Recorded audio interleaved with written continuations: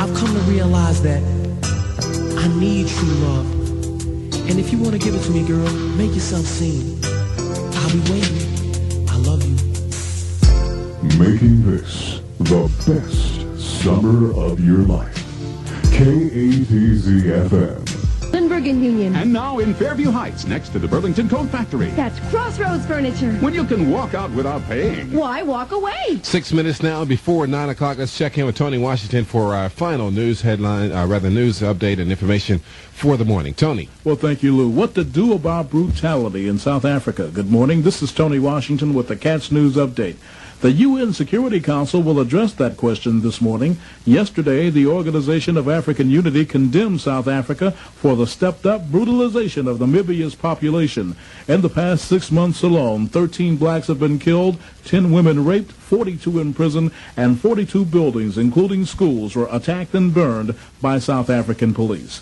Information previously recorded from Northwest Flight's 255's black box data recorder indicated the plane's flaps and slaps, which are normally extended to get the plane off the ground, were retracted before the jet crashed. Now, an eyewitness to the crash says that's not so.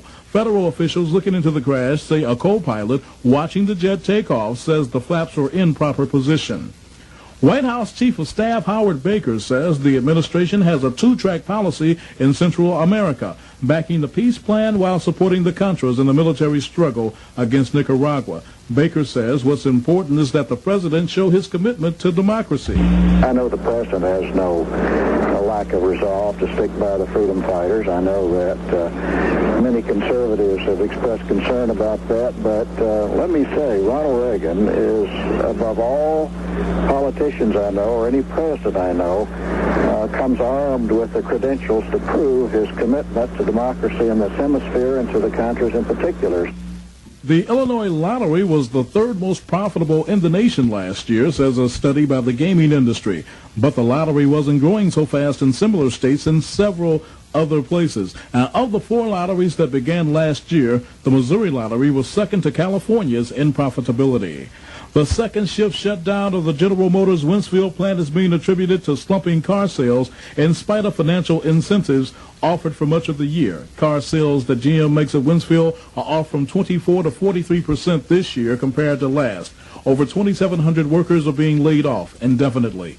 This afternoon on Frankly Speaking, you're invited to join me as I explore the power of the crystals. We hope you'll join us on Frankly Speaking on KATZ AM 1600.